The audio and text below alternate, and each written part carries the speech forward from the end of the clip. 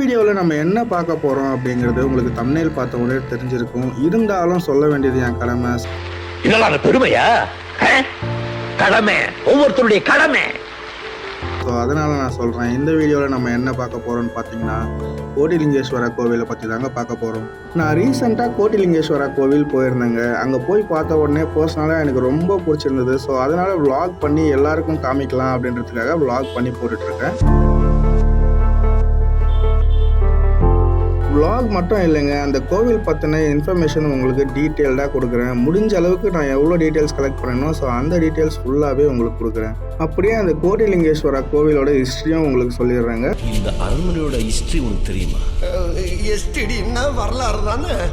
நம்ம போக வேண்டிய வழி எதுன்னு பார்த்தீங்கன்னா, பாக்லூர் வழியாக மாலூர் போய் மாலூர்லேருந்து பங்கார்பேட்லேருந்து அந்த கோட்டிலிங்கேஸ்வரா டெம்பிளுக்கு போயிடலாம். கேஜிஎஃப்ன்ற ஊர் பக்கத்தில் தாங்க இந்த கோவில் இருக்குது. கரெக்டாக சொல்ல போனோம்னா கோலார் டிஸ்ட்ரிக்ட் கம்மசந்திரான்ற வில்லேஜில் தாங்க இருக்குது.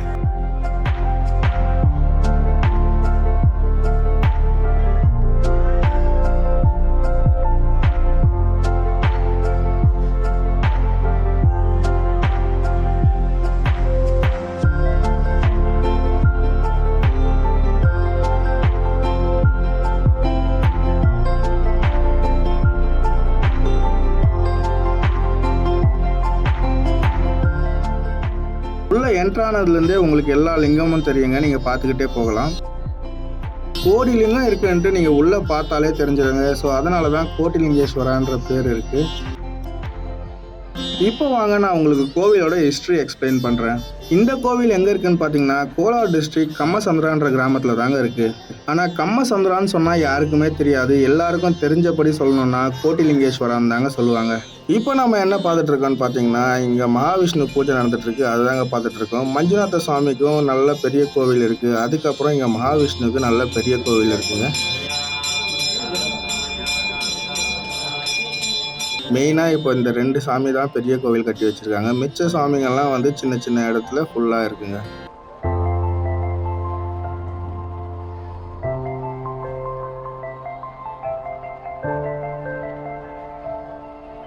இப்போ நம்ம என்ன பார்த்துட்ருக்கோன்னு பார்த்தீங்கன்னா, இந்த மரத்தில் வந்து நிறைய பேர் தொட்டில் கட்டிகிட்டு இருக்காங்க, தாலி கட்டிகிட்டு இருக்காங்க. அதெல்லாம் வந்து எதுக்குன்னு பார்த்தீங்கன்னா, அவங்களுக்கு வேண்டுதல் இருக்குங்க. சப்போஸ் கல்யாணம் ஆகாதவங்க வந்து இங்கே கல்யாணம் ஆகணும்னு தாலி கட்டிட்டு போகிறாங்க.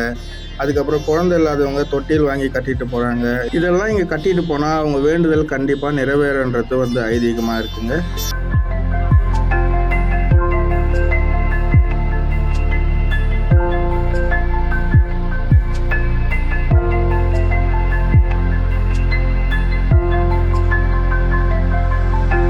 உங்களுக்கு பார்க்குறதுக்கு பிரம்மாண்டமாக தெரியும். ஆனால் இப்போதைக்கு இன்னும் கோடி லிங்கம் ஆகலைங்களாம். இது வரைக்கும் 90 லட்சம் லிங்கம் தான் இருக்குது அப்படின்னு சொல்லிட்டு இருக்காங்க. கூடிய சீக்கிரத்தில் கோடி லிங்கம் ஆகிடும் அப்படின்ற நம்பிக்கை இருக்குது. எப்படின்னு பார்த்தீங்கன்னா, பக்தர்கள்லாம் வேண்டுதல் செஞ்சுக்கிட்டு அவங்களோட வேண்டுதல் நிறைவேறுச்சுன்னா இங்கே வந்து லிங்கம் வைக்கிறத பழக்கமாக வச்சுட்டு இருக்காங்க.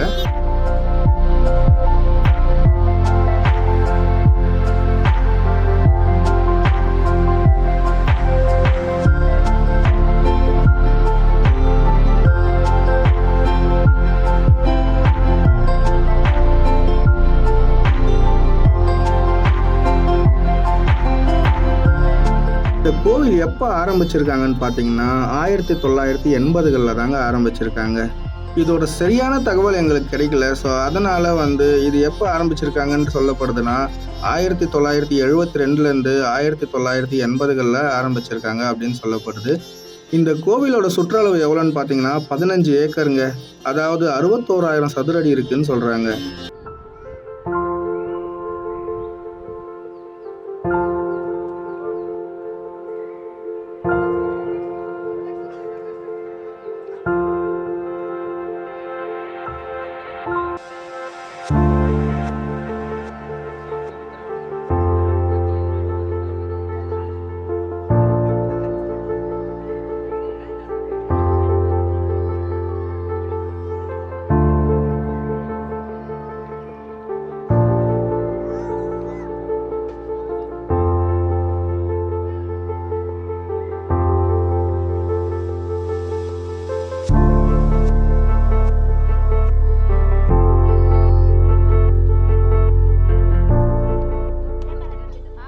இங்கே சிறப்பு பூஜைகள் எப்போ நடக்கும்னு பார்த்தீங்கன்னா திங்கக்கிழமைகளில் சிறப்பு பூஜைகள் நடக்குங்க. ஏன்னா சிவனுக்கு உகந்த நாள் வந்து திங்கக்கிழமை அப்படின்னு சொல்லுவாங்க. ஸோ அதனால திங்கக்கிழமை அன்னைக்கு நல்ல சிறப்பு பூஜை நடக்கும்.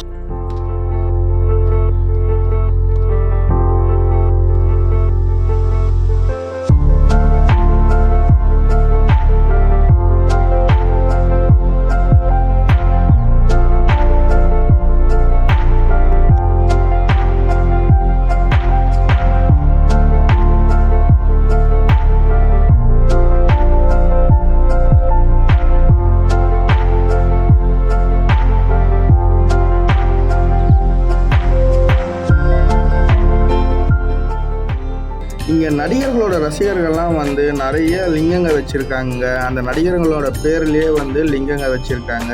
யாரோட ஃபேன்ஸ்லாம் வந்து வச்சுருக்காங்கன்னு பார்த்தீங்கன்னா இங்கே வந்து ரஜினிகாந்த், கமல்ஹாசன், அப்புறமா அஜித் குமார், விஜய், அப்புறம் ஜெயலலிதா அம்மா அவங்களோட ஃபேன்ஸ்லாம் வந்து நிறைய பேர் இங்கே சிவலிங்கம் வச்சுருக்காங்க.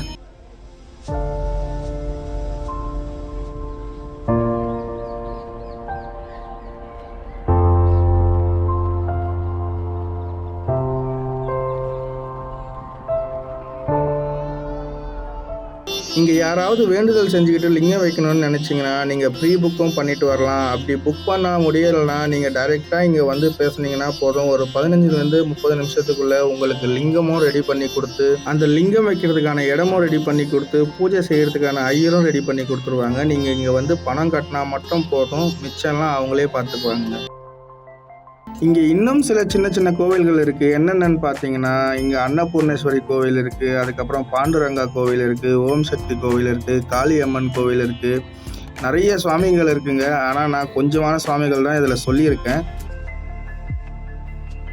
1 கோடி லிங்கமும் இந்த கோவில் நிர்வாகமே வைக்குதா அப்படின்னு கேட்டிங்கன்னா இல்லைங்க.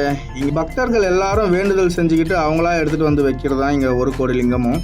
1980 ஆரம்பித்து 2008 வரைக்கும் இங்கே 90 லட்சம் லிங்கம் இருக்குது அப்படின்னு சொல்கிறாங்க.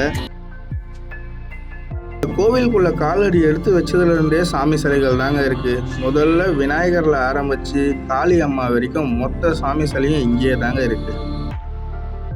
இந்த கோவிலுக்குள்ளவே சின்ன சின்ன கோவிலுங்க கட்டி நிறைய சுவாமி சிலைங்க வச்சுருக்காங்க. என்னென்ன சுவாமிலாம் இருக்குதுன்னு பார்த்தீங்கன்னா இங்கே பஞ்சமுக கணபதி இருக்குது, பஞ்சமுக ஆஞ்சநேயர் இருக்குது, அதுக்கப்புறம் சுப்பிரமணிய சுவாமி டெம்பிள் இருக்குங்க.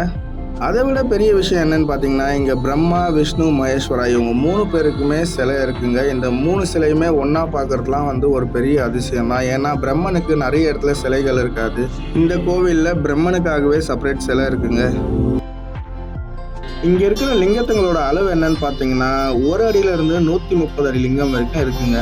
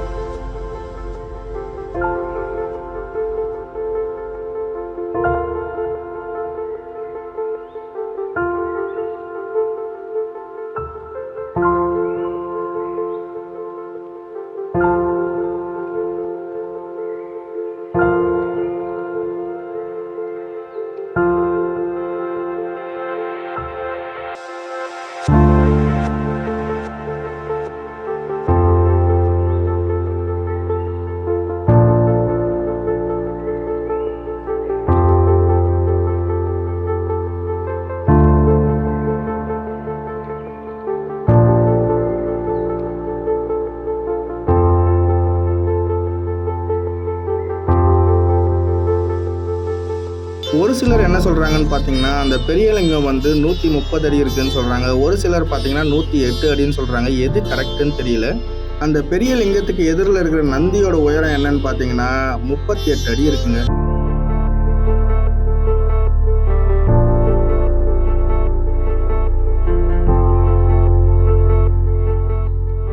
அன்னைக்கு வந்து திங்கக்கிழமையாக இருந்ததுனால கொஞ்சம் ஜனம் அதிகமாக இருந்தாங்க.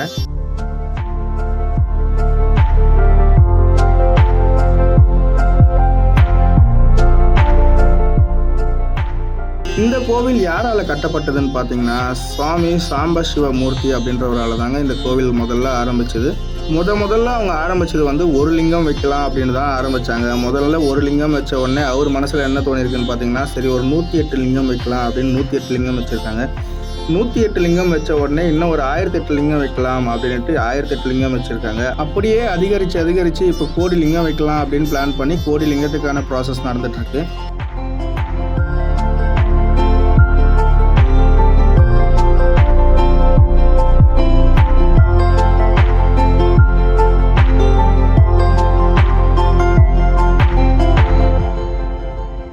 ஒசூர்ல இருந்து